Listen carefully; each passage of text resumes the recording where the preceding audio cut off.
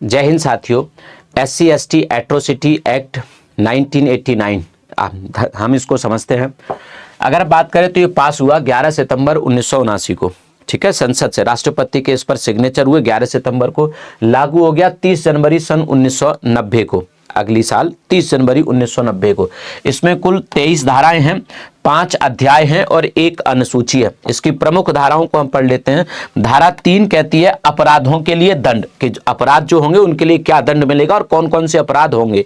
धारा 4 कहती है कर्तव्य उपेक्षा के लिए दंड। अगर कोई लोक सेवक है ना, इसके जो कर्तव्य हैं SC/ST के प्रति, उनका अगर उल्लंघन करता है ना, उपेक्षा करता है, कर्तव्यों को नहीं निभाता, तो लोक सेवक को क्या दंड मिलेगा। धारा 4।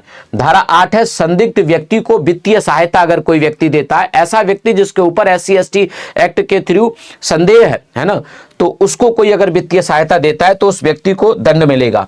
धारा 14 विशेष न्यायालय व अन्य न्यायालय की स्थापना करने का अधिकार देती है। धारा 14A इस मामले में अपील। 15A पीड़ित जो विक्टिम होता है और साक्षी के अधिकार क्या होंगे। 15A। 16 राज्य सरकार को जुर्माना लगाने की शक्ति और धारा 23 नियम बनाने की केंद्र सरकार की शक्ति। अब सबसे इंपॉर्टेंट, जहां से सबसे ज्यादा सवाल आते हैं, परिभाषा। धारा 2 परिभाषा।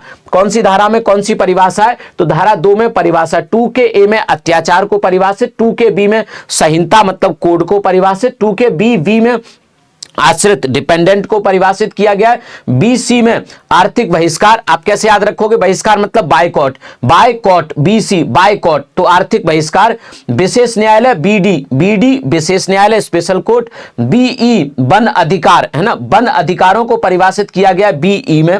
BF में हाथ से मैला उठाने वाले जो कर्मी होते हैं उनको परिभाषित किया गया है। BG में लोक सेवकों को परिभाषित किया गया है। तो ये परिभाषा बहुत इंपॉर्टेंट है, ये कई बार पूछी गई है 2021 में, इस बार भी UPSI में यहां से सवाल बन सकता है। Thank you.